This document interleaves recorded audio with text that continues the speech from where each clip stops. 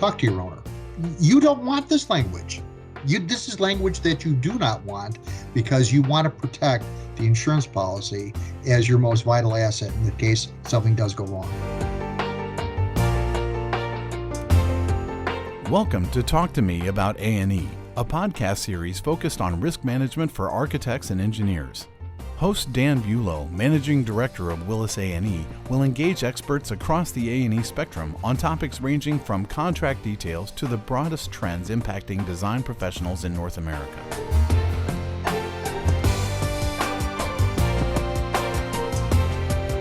Well, hello and welcome back to our Willis A&E podcast series, Talk to Me About A&E. And with me here is Doug Palandek, the lawyer from Chicago that we have been talking to for the last two series on contracts here. Doug, how you doing? Good morning, Dan. I'm doing well. Thanks for having me. Well, thank you. So the last Doug and I were talking about deal makers and deal breakers, and we went through the list of deal makers, and that list included mediation, hazardous materials, job site safety, limitation of liability, and ownership of instruments service, termination, and getting named on a contractor's GL. In this chapter here, this segment, we're going to be talking about 7 specific deal breakers.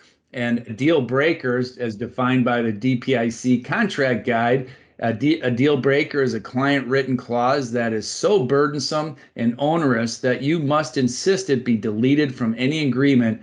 If your client refuses to delete or substantially modify such a clause, you'll need to seriously consider refusing the project. And so the 7 deal breakers we're going to talk to Doug about include the following: assignment, certifications, guarantee and warranties, insurance requirements, job site safety, liquidated damages, stop work authority, and indemnities.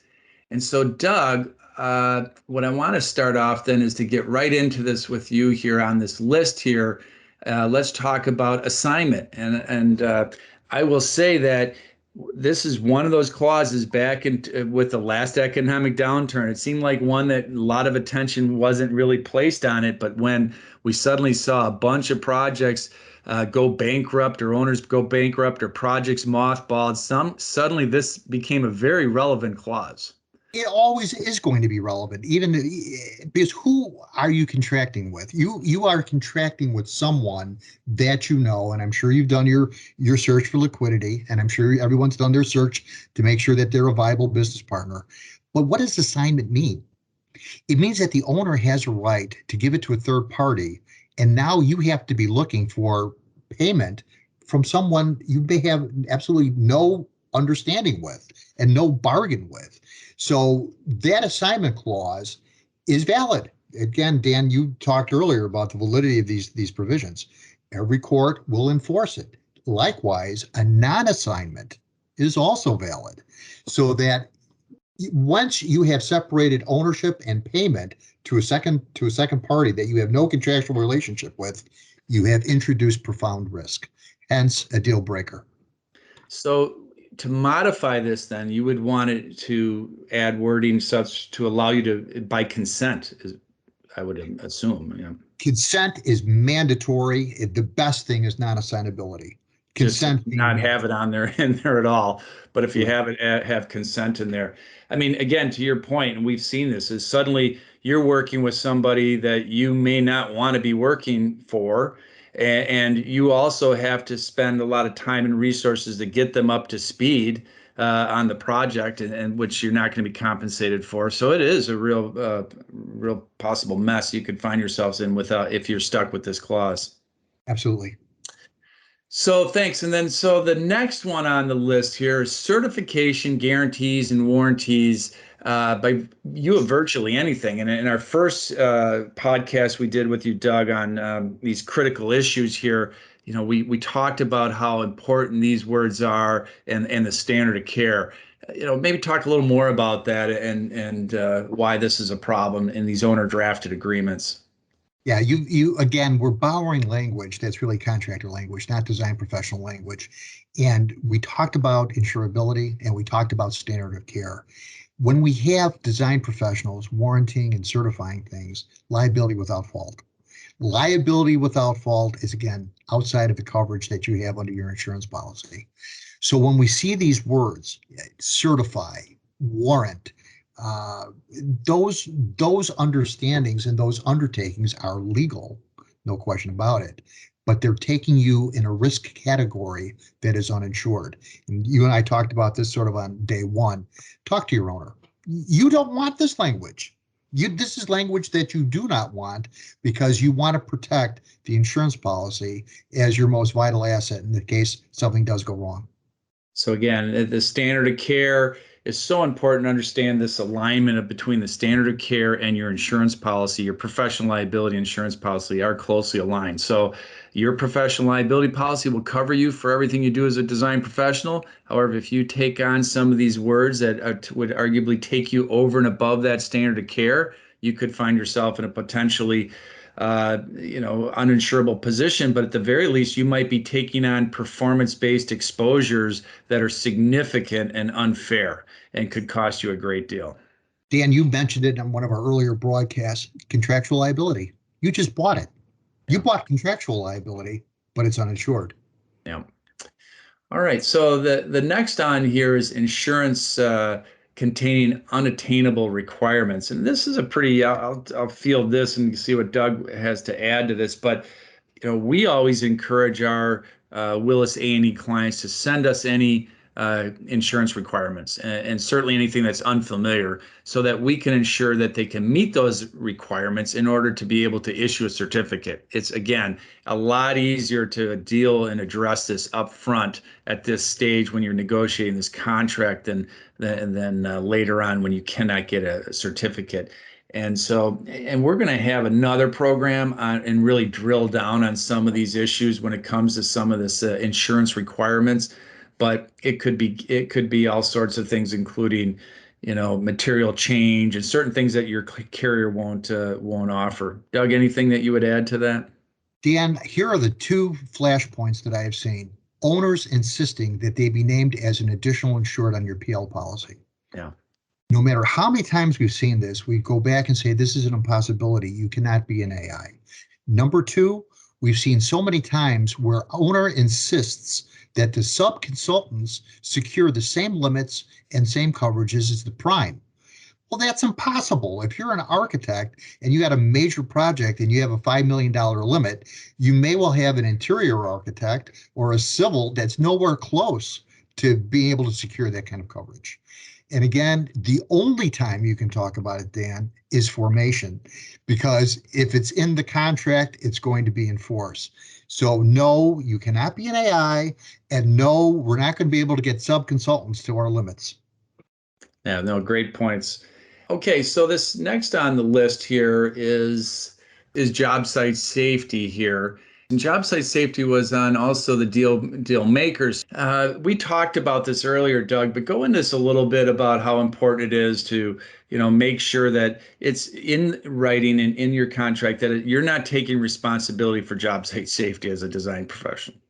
This goes back, Dan, to our formation session, which is, will the court enforce a provision that is negating responsibility for job site safety? They will. So from the standpoint of writing the language, we can get summary judgment. We can get the design professional out of the litigation, and these tend to go on forever, as a matter of law. Judge, look at the contract. Our client never assumed a duty for job site safety. See, there's an exclusion here. At that point, the court will say, you know what? You're right. There is no duty. There is no liability. Judgment is a matter of law. Again, vital to have it. And if there's any hint in the contract that there is a supervision or responsibility of the contractor operation, bad for you. That's a deal breaker. And we talked about earlier too, is how important it is to educate the staff as to their responsibilities on the site. Because even if you have this wording, which you should have in your agreement, again, if your staff goes out there and starts taking control of the job site in any way, it really doesn't matter what's in that contract. It is a liability assumed by conduct, and you're exactly correct. And that's why the staff responsibility is you do not take responsibility for the contractor operations. All right. So, and again, we're going to have we have an on-demand program on job site safety. We can and we do spend an hour and a half talking about it. It's that important because it all really goes into this construction administration and the documentation and responsibility around that, which is so important. Another clause here that we'll see that owners will try to put in their agreements often is around liquidated damages, and this is something again that we would want to strike because it's uninsurable. Why is this an issue, Doug, and why does it not belong in a professional agreement? It is, again, a liquidated damage provision. It's most commonly associated with public utilities. So that when you deal with public utilities, you want to get power or you want to get energy to the public. In a private engagement in which you are providing the service, a design service, the concept of time, so that, in other words, if we exceed this time limit, then all of a sudden I've exposed myself to a fixed damage. Again, the court, Dan, is going to award damages. If the expectation or the contract says that the design shall be completed on day X, and for each day there'll be a liquidated damage of $10,000 per day, the courts are going to enforce it. What does that mean? They don't belong in a professional service agreement. And again, we want to make sure that you're not going to be responsible if anything comes up in the course of design that elongates the design effort. That is not part of the risk that should ever be assumed in a professional contract. And again, all your professional liability insurance policies will include this clause where it's going to exclude contractual liability. That's all it is. Right. That's all it is. You just bought this, as you would say, if you took on this exposure, because in many situations you may not have insurance for liquidated damages. Okay, so on this, after liquidated damages on this list, we have stop work authority. So a client will add to their contract that they want to give the design professional the authority to stop the work. I would say it's okay to reject the work. Well, what's wrong with stopping the work? That is not a function of a design professional. And so here is what the exposure is going to be, and it's going to actually tie in to our last discussion. There is something that is at the project that is cause for the design professional to be concerned about its progress. And let me give you an anecdote. What if the general contractor has not provided you with enough definition regarding structural steel connection? You then have a concern that the building is not sound. So you go to the owner and say, we're not authorized to stop work. That's not our prerogative, but we want to tell you our concern. The stop work directive comes from the owner. If you have that stop work authority, then are you now responsible for the delay of the project? Have you now bought on liquidated damage or a perhaps consequential loss? So it is not a architect function or design professional function to stop work. You confer with your owner. It is an owner prerogative, not a design professional prerogative. And we have seen claims again where the design professional may not have this wording in their contract. However, they have staff out on the site that stops the work, and then in comes OSHA, and they determine that they've taken control of the job site, and there can be some real problems with that. So again, there's a situation as we talked earlier about your actions can certainly take precedent over whatever's in your agreement. Correct. And again, that is what you want to avoid. Again, you don't have management of the job site. The performance is a contractor issue. Management and decision-making is an owner issue.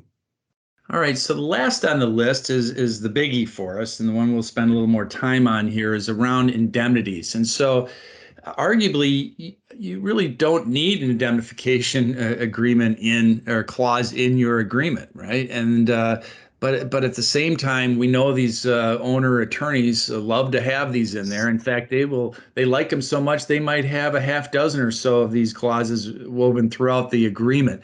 The purpose of an indemnity agreement, right, is to transfer risk from one party to another. So if you got a bunch of them in there, that's not a good thing, is it? And so talk just a little bit about the indemnity agreement and why this is such a problem for design firms and what they need to watch out for. Dan, when you started, I think our first session, you talked about over lawyering and about why do people use, or why do lawyers make things harder than they need to be. That was one of your first observations. I want the audience to consider what you just said. What is the purpose of an indemnity? It's to take responsibility away from the owner who acquired it passively or by status and place it where it belongs. So the concept is a very simple one. A third party has been injured. The owner is liable to that party by virtue of operation of law, but that liability is vicarious. That liability is passive. The indemnity vehicle takes that liability and passes it to where it belongs. How simple, okay? However, what have we seen in practice? I have seen more butchering, 4 or 5 different indemnities in the same form, all of which are a little different, some of which try to pass on the liability of others who are fault, which you can't do because liability, it belongs to the party who caused it. So this has been a source of mischief in our industry literally for decades. Should there be an indemnity? Like you said before, you don't need one, but if you do have an indemnity, make it simple. Make it simply say, to the extent that the owner is subject to a third-party liability by virtue of our error, our fault, our failure to adhere to standard of care, we will assume that risk. It's fair, it's simple, and a judge is not going to have trouble understanding it. This is the most over-lawyered, the most confusing, and the most prolific area of contract formation. Great to have silence, but if you must have an indemnity, put it in English. Yeah, and this is one clause you really do want to get a legal opinion on to make sure that you're not taking on exposure that really is really uninsurable. Let me read to you. Let's dissect a bad indemnity clause, and this happens to be a pretty short one because again, we've seen these run pages. Here, let me read this to you. Consultant shall defend the company from any and all suits, claims, and demands seeking to recover damages on account of any injury, either bodily or personal, death, or any property damage or destruction caused or alleged to have been caused by the negligence or other breach of legal duty on the part of the consultant, even if such suit is groundless, false, or fraudulent. And so this again is a real owner drafted agreement, and it's just chock full in that little bit. Let's take this at one at a time here. And I one word I didn't see in here, which we'll often see, and I want to talk to you about, is arising out of versus to the extent caused by. I think is very important language. But the defend obligation. They want this owner drafted agreements. It seems they want it in every one of these agreements. And so, at the end of the day, we're telling you to strike this defend obligation because it's uninsurable. Well, talk to us a bit about that, Doug. What's the problem with that? You're absolutely correct. The defense obligation is in fact uninsurable. It's liability assumed by contract. That's exactly what you've done. And the distinction that you've drawn is excellent. Arising out of opens the door to everything. Caused by closes the door and ties you back to fault. That's why the indemnity obligation should be, we will indemnify you by virtue of what we did that was caused by our error, our negligence, our failure to perform the standard of care. That is critical because arising out of means it's an allegation. Well, now all of a sudden you're on the hook for defending an allegation. And they'll often have in their, and not in this one example I gave you, but they'll often list all these different indemnities. They want you to indemnify all these different parties. Talk to us a little bit about that. I mean, it seems like at the end of the day, this is too broad. And don't I only want to deal with that party I'm having a contract agreeing to with this agreement? You're absolutely correct. And it's almost a common sense notion. You've made a deal with this party, and this is the party with whom you're willing to extend that indemnity. So that is a narrow audience. You're exactly right. What about my cousin? What about my lender? What about my parties that I'm privy with on the contracting side? It has nothing to do with the concept. So the indemnity obligation only recognizes the business partner who is exposed to a liability. You're willing to do that, but you're not going to be indemnifying the world. And I would also add, you got to be careful when they say, well, let's make this indemnity mutual. Well, that's not often a great deal for the design professional, is it? No, there's very rarely a situation where the design professional is going to be facing a direct liability by virtue of something the owner did. It doesn't exist. Yeah. Yeah, it doesn't. It's a theoretical construct, but not a real one. So, Doug, that concludes our list on this of these deal makers, deal breakers. This being on the deal breaker side, kind of maybe sum up just kind of what your just thoughts are, kind of tying this all together about these deal makers, deal breakers, and just the importance of the design professional to negotiate these clauses to make sure that they're not hanging out there, if you will. And back to the earlier point, I just want to stress again, and we kept talking about this, is using this as a vehicle, as an opportunity to establish and manage expectations, because that's where a lot of these claims are coming from. But these are some real clauses that can hang you up in a bad way if you assign them or if you don't modify them. Here's what I would say, Dan. There's a gut instinct all of us have. So in some of the client relationships I've had, I've always said, if you see something that troubles you, trust your gut.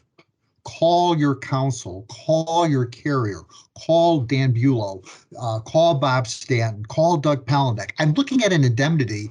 I haven't seen this before, and it doesn't sit right. Yeah. You know what? You're right. Your instinct is correct.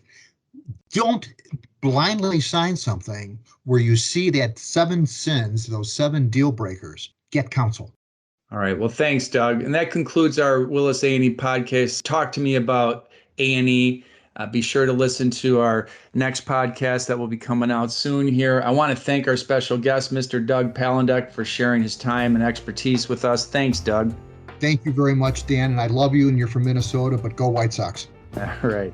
And thank you for joining us for our Willis A&E podcast. Talk to me about A&E. Thank you for joining us for this Willis Towers Watson podcast featuring the latest thinking on the intersection of people, capital, and risk. For more information on Willis A&E and our educational programs, visit willisae.com. Willis Towers Watson hopes you found the general information provided in this publication informative and helpful. The information contained herein is not intended to constitute legal or other professional advice and should not be relied upon in lieu of consultation with your own legal advisors. In the event you would like more information regarding your insurance coverage, please do not hesitate to reach out to us. In North America, Willis Towers Watson offers insurance products through licensed subsidiaries of Willis North America Incorporated, including Willis Towers Watson Northeast Incorporated in the United States and Willis Canada Incorporated.